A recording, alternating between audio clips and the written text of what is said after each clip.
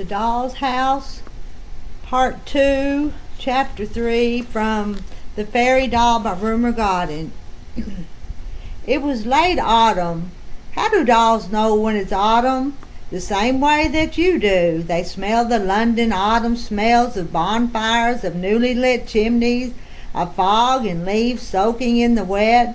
When they go out, they see that Michaelmas daisies are out in the park, and chrysanthemums are in the flower shops, and violets have come back onto the street flower sellers' trays.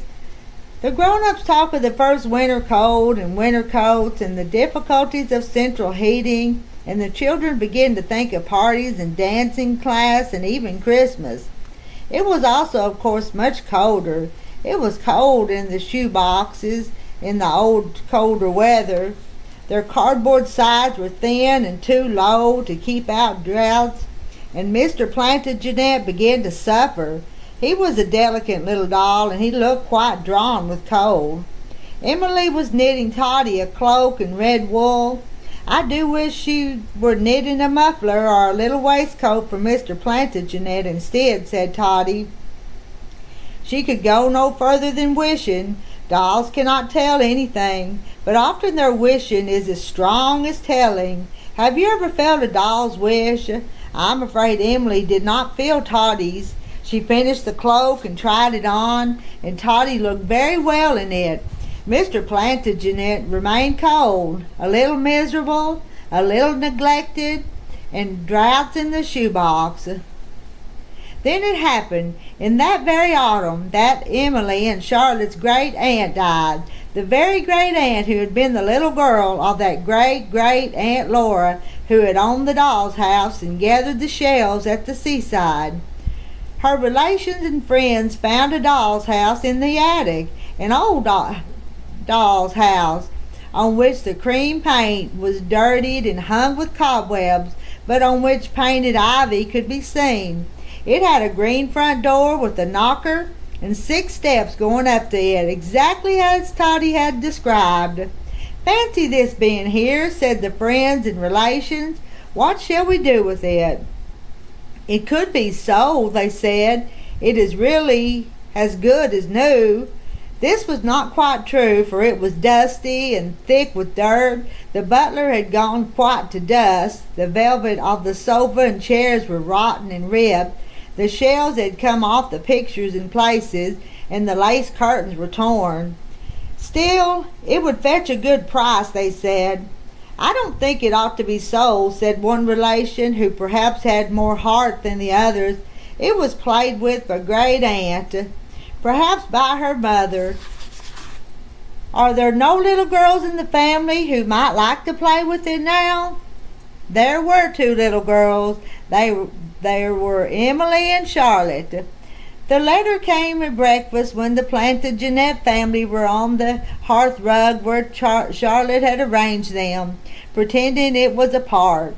When Mother read the letter, they listened with all their ears, except Apple, whom Charlotte had incautiously put to play up on the fire irons.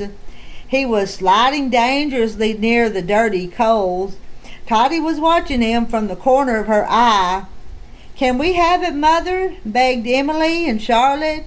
Oh, can we? Can we? Begged the Plantagenet family, except Apple. You'd better ask Father. Can we, Father? Can we? Can we? Can we? Begged the Plantagenets. Apple was getting nearer and nearer to the coal. We had better take it, said Father, and then we can advertise it in the newspaper and get 25 pounds. Do we need 25 pounds? Asked Mr. Plantagenet, but Toddy told him Father was only teasing.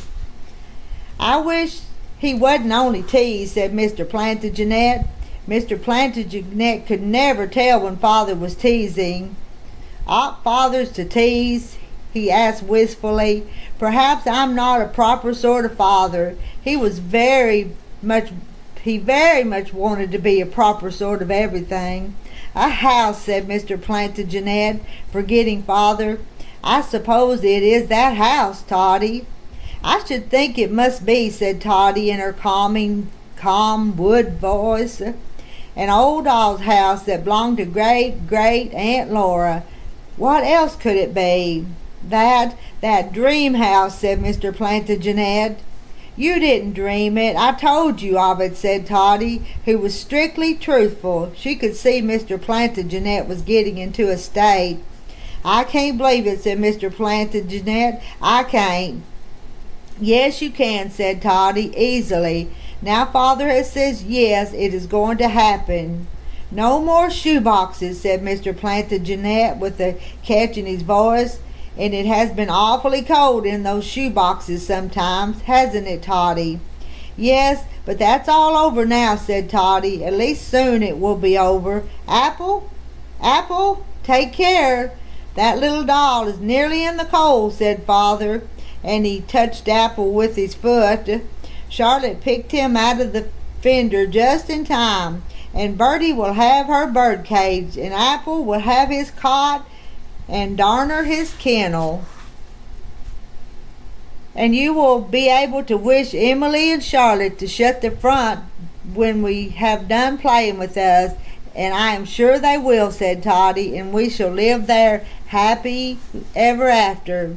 Yes, oh yes, said Mr. Plantagenet, and he said to himself, no more shoeboxes, no more dark toy cupboards, no more dark at all. We shall have the little lamp, and even if they forget the candle with a lamp, it is easy to pretend that it is a light. Red walls, whispered Mr. Plantagenet. Taps that really run. If you fill the tank first, wax roses in the vase, nicked blankets on the bed. His eyes looked as if they might break their glass. No doll can cry tears. They have to keep their tears in. But Mr. Plantagenet's eyes looked as if they held tears of joy. Did you ever know people cry for joy as well as for sorrow? They can, and dolls would too sometimes if they could. Happy ever after, said Mr. Plantagenet. Happy ever after, Toddy. As I told you, they had forgotten Marchpane. Let me turn on this lamp. Chapter 4. When the doll's house arrived, Marchpane was not in it. She had been sent to the cleaners. That was very bad for Marchpane. The cleaners took such care of her that it went to her head, which being china was empty, which is a very dangerous kind of head to have. Mr. Plantagenet had one too, and it had been filled with the gloomy thoughts of dark toy cupboards and boys who drew mustaches. But now it was more happily filled with thoughts of the doll's house. Marchpane's was filled with thoughts of Marchpane. And at the cleaners she thought how wonderful Marchpane was, how valuable Marchpane was, how beautifully Marchpane was made, what elegant clothes Marchpane had, with what small, exquisite stitching. I'm a beautiful little creature, really I am, thought Marchpane. I must be worth a fabulous amount of money. No wonder they are so careful of me. They can hardly be careful enough. I am so very important, said Marchpane. There was no one to contradict her, and her thoughts of Marchpane grew larger and larger till you would have thought her little head was hardly big enough to contain them. The cleaners took off her fine sewn wedding clothes and washed and cleaned them exquisitely so that they were whiter than snowdrops or snow. Then they cleaned Marchpane herself all over, and she was whiter too. But they cleaned her with petrol, and after it, I must confess, she smelled strongly and nastily of petrol. In fact, ever afterward she had a faintly nasty smell, which was quite right because she was nasty. The cleaners redressed her and repainted her hair, which they had cleaned until it looked like golden floss. Then, having politely asked permission first, they put her on the counter of their shop with a card, "Mid-19th century doll, has cleaned by us." Marchpane stood on the counter, and everyone who came into the shop looked at her and admired her. Marchpane liked being looked at and admired more and more, though she thought, of course, it was only her due, and that the people were very lucky to have a chance to see such an elegant and beauteous doll as Marchpane. Chapter 5. Charlotte and Emily, the Plantagenet family, had been busy. The doll's house was exactly as Toddy had described it, but... "Oh dear," said Mr. Plantagenet, as if the corners of his mouth had been made to turn down. They would have turned down. "Oh dear, oh dear, oh dear." On the doll's house and in it were years and years of dust and grime and cobwebs and mold and rust. The children and the Plantagenets looked at the tattered chair and sofa covers, at the torn old curtains, at the seashells falling off the picture frames, at the remains of the butler. The blue tin stove was rusty, and so was the bath. The mangle was stuck, some of the kitchen chairs were broken, and the nicked-around blankets were gray with mildew. "Oh dear," said Mr. Plantagenet. "Stop saying 'oh dear,'" said Toddy sharply. "But what shall we do? What can we do?" "We can wish," said Toddy, still sharply, because, truth to tell, she was feeling worried and anxious herself. Would the children be able to put it in order? That was the question in Toddy's mind. "It's dusty, it's dirty, it's horrible," cried Little Apple. Is it?" asked Bertie anxiously. She could not herself see anything more than the bird cage and the bird. They were so wonderful to Bertie that she could not see anything else, and being two things of the same kind, she did not feel the thoughts of them knocking together in her head. "Is it dusty and dirty, Toddy?" asked Bertie. "Wish, wish, wish," said Toddy, and every knot and grain of her seemed to harden. She came from a tree. "What shall we do? What can we do?" said Mr. Plantagenet. "Don't bleat, wish," said Toddy heartily, and her hard voice made the wood sound so hard and firm that even Mr. Plantagenet took heart, and they all began to wish. "Wish that Emily and Charlotte can put our house in order and make it good again. Go on, all of you, wish, wish, wish," said Toddy. At that moment among the Plantagenets appeared hands, Emily and Charlotte's hands, lifting them onto the mantelpiece out of the way where they could see. Then those same hands began to strip the doll's house. "What did I tell you?" said Toddy. "But they are not making it. They are taking it all away, taking it all to pieces, taking it all away." "Wait and see," said Toddy. "Wait and see." Emily and Charlotte and their mother took everything out of the doll's house. They took the carpets up from their tin tacks, and with the carpets came layers of dust. They did not look like carpets, but pieces of crinkled old gray flannel.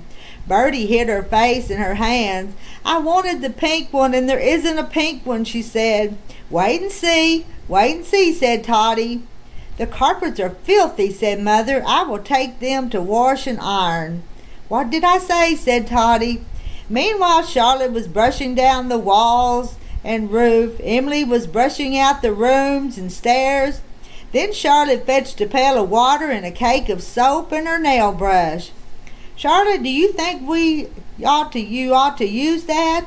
"Hush," said Charlotte, beginning to use it. She washed the walls and roof, and Emily, after watching a moment, joined in, and fetching her nail brush, began to wash the floor and walls and ceilings.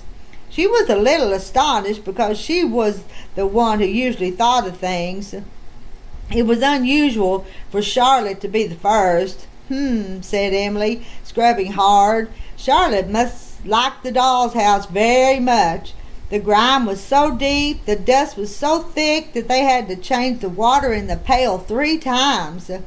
"London grime," said Toddy, watching. 100 years of London grime.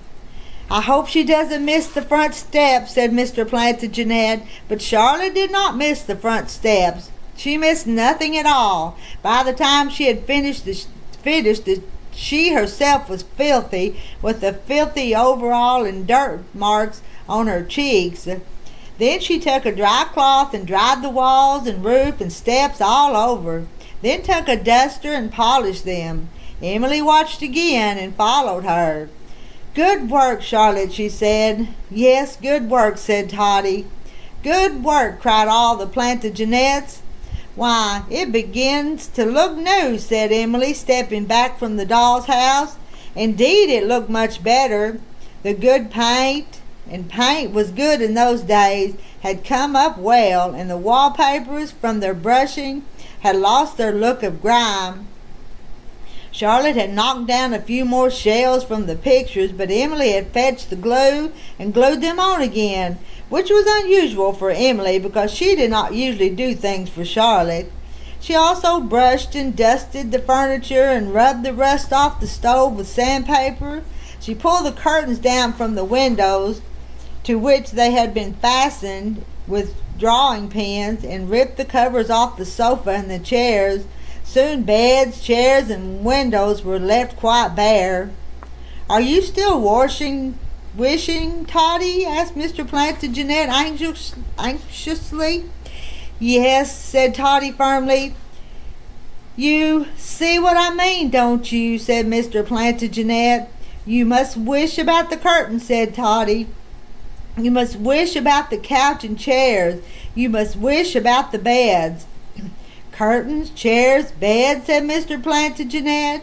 He wished he could shut his eyes in order to wish harder, but of course he could not because they were not made to shut.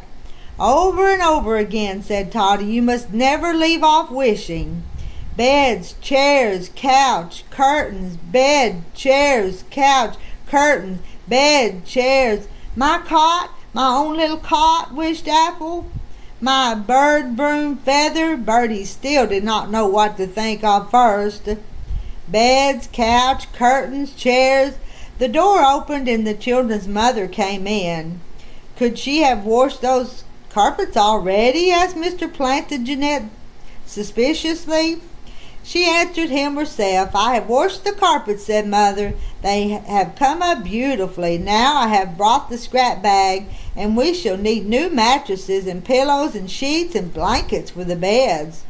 And pillowcases, said Charlotte, for mouse-sized pillows. Emily stared at Charlotte, and so did the Plantagenets. It was not usually Charlotte who said things. Could I have a mouse-sized pillow? Asked Apple, excited. A pillow for a very small mouse? I shall fetch the cotton wool, said Emily, and then I can stuff them as you make them. But I don't want cotton for mine, cried Bertie. I won't. Her head rattled so that she could not say what it was she wanted. Toddy began to wish. I think Bertie ought to have a feather bed, said Charlotte suddenly. Ah, said Bertie rapturously. Here are some bits of flannel for blankets. We can nick them around the edges, said Mother. And what do you think? Shall we make Apple a patchwork quilt for his cot? Could you make the patches small enough? Asked Emily. Mother thought she could. It's getting better and better and better, said Mr. Plantagenet. Yes, said Bertie. Yes, but you must go on wishing, said Toddy. You mustn't leave off wishing. Well, I am in this cleaning mood, said Charlotte. I'm going to wash the windows. What shall we do about curtains? Asked Charlotte. They should be lace, said Mother. Then Emily spoke. They must be real lace, said Emily. Mr. Plantagenet smiled. Real lace is very expensive, said Mother. I shall get my money box, answered Emily. Get mine too, said Charlotte. What is the difference between real lace and not real lace? Whispered Bertie. It is made by hand and not by machine, said Toddy slowly, and it shows the care that was taken to make it. And besides being fine, it is strong, every least bit of it, and it looks different and it feels different. You would know the difference if you saw the two together. Do you think I would? Asked Bertie humbly. Real things and not real things? They seem the same to me, my bird and its songs. She knew one was real and one was not, but she could not say how now which was which. Emily came back with the money boxes. They were rather empty. Hers had a 3-penny bit, a half-crown, and a florin, and a 6-penny bit in it. 5 shillings and 3 pence, said Emily. Charlotte's had a florin, 6 pence, 4 3-penny bits, and a penny. 3 shillings and 7 pence, said Emily. 8 and 10 pence altogether. That might be enough, but there are other things we want as well, said Emily. There was a gleam in her eyes, and she looked at the old couch and chairs. I shall measure the windows, said Charlotte, and she measured them with Mother's tape measure. They were 6 inches long, 6 inches, and there are 4 windows. 4 times 6 is 24, 24 inches, and 27 inches is 3/4 of a yard. We should have to buy 3/4 of a yard of that real lace, said Charlotte, and we should have 3 inches over. We can make it lace aprons for Toddy. Yes, but we need a new couch and chairs. The couch and chairs, now that they were stripped, certainly looked in very bad repair. Their wooden arms and legs were scratched and stained, and they had no stuffing left on their seats and backs at all. Not a little patch of that red velvet, said Mr. Plantagenet. There are others in the shops, said Charlotte uncertainly. Yes, ordinary ones, said Emily scornfully. Wouldn't ordinary ones do? Charlotte was a little like Bertie. She was happy with ordinary things, but Emily was not. This doll's house is special, said Emily. You know it is, Charlotte. It is an antique, said Emily. What is an what she said then? Asked Mr. Plantagenet. Yes, what is it? What is it, Toddy? Old things are antiques, said Toddy. Things that have lasted for many years, usually because they were beautifully made of good materials in the beginning. Like real lace, said Mr. Plantagenet. Yes, and usually they have been given great care. They would not have lasted all that time, said Toddy. Like the doll's house? Asked Bertie. It is an antique. Emily said so. Are you an antique, Toddy? Asked Apple suddenly. I suppose I am, said Toddy. I know what would look very beautiful on that holly green carpet, Emily was saying slowly. Do you know, Charlotte? What? Asked Charlotte. Do you remember looking at that shop in Wigmore Street, said Emily, where they had that little set of dolls, house chairs and couch? They were very old, and they were made of real oak. It said so. And they were red velvet, too. And there was a table, said Charlotte dreamily, and it had a red runner and a fringe. Yes, said Emily. Yes, said Charlotte. Yes, said the Plantagenets. I shall have 6 pence for my tooth when it comes out, said Charlotte. Oh, Charlotte, don't be silly, said Emily. Those are terribly expensive. Then we shall have to have ordinary lace and chairs. Oh, no, cried Mr. Plantagen. Oh, no, please, no. I don't mind ordinary chairs, said Bertie. I can make do with anything. We can't, said Emily. We shan't. But what shall we do? We shall do what other people do when they want things, said Emily. We must make money. But how? Asked Charlotte. How? Asked all the Plantagenets. Somehow, said Emily.